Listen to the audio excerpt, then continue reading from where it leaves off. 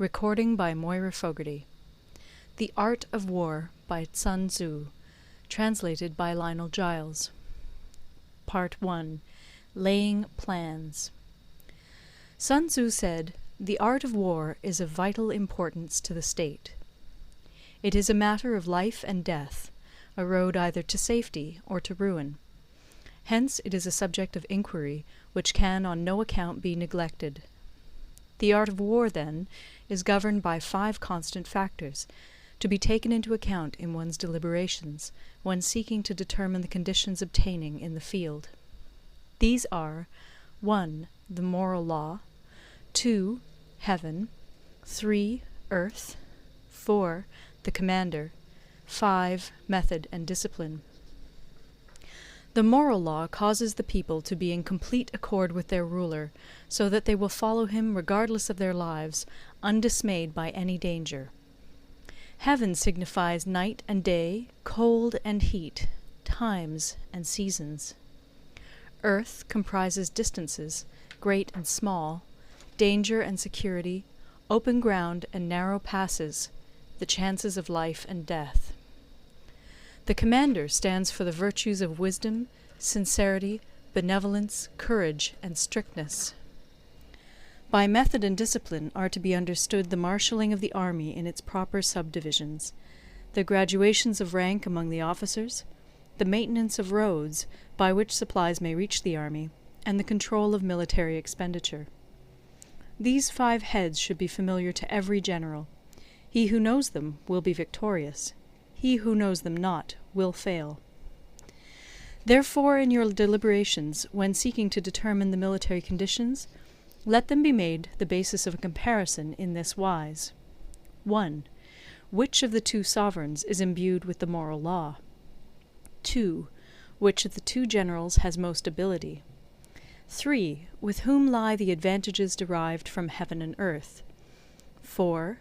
On which side is discipline most rigorously enforced?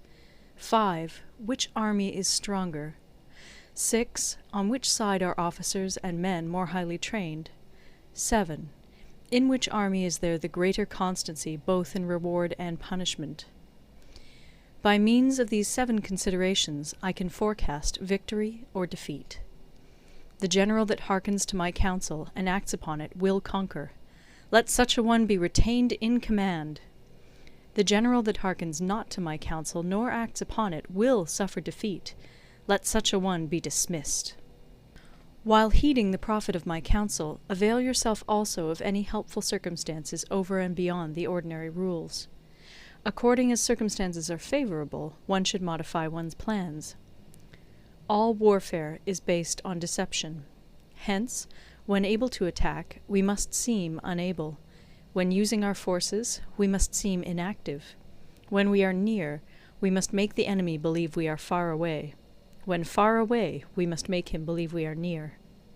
Hold out baits to entice the enemy, feign disorder, and crush him. If he is secure at all points, be prepared for him. If he is in superior strength, evade him. If your opponent is of choleric temper, seek to irritate him.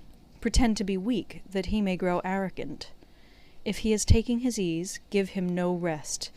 If his forces are united, separate them. Attack him where he is unprepared. Appear where you are not expected.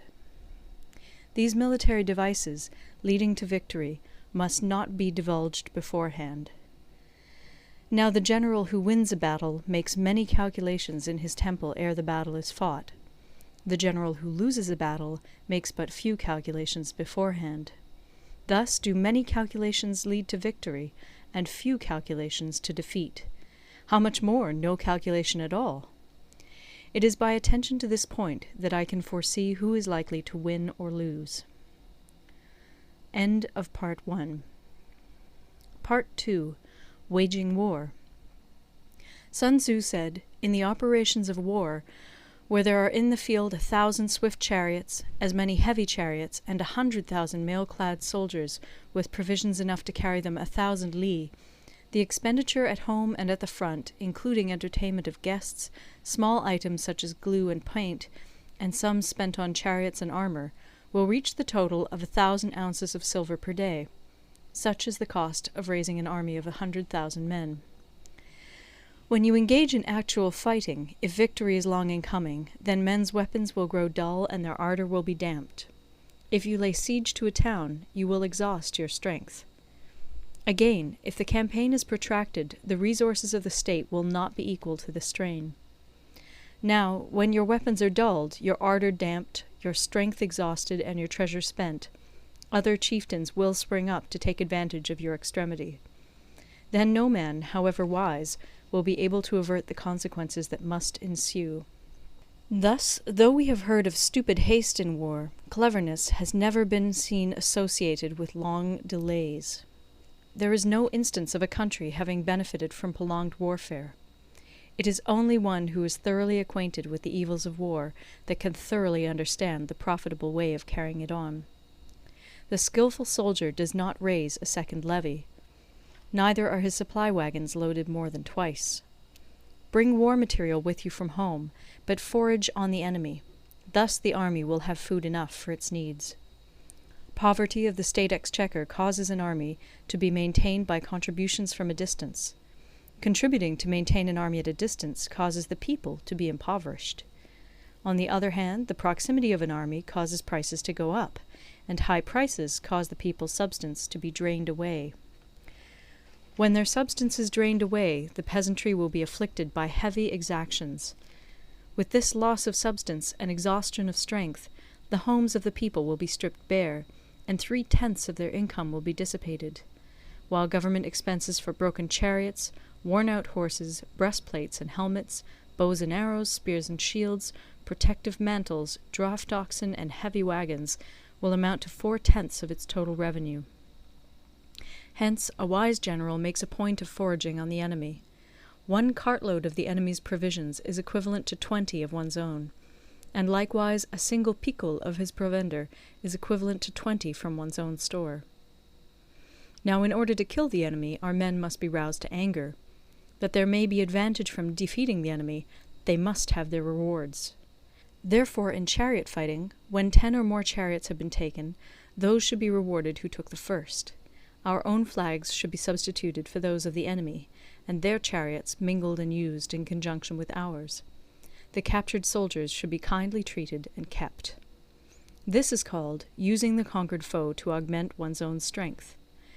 In war, then, let your great object be victory, not lengthy campaigns. Thus it may be known that the leader of armies is the arbiter of the people's fate, the man on whom it depends whether the nation shall be in peace or in peril. End of Part 2. Recorded in Toronto, Ontario by Moira Fogarty, October 2006.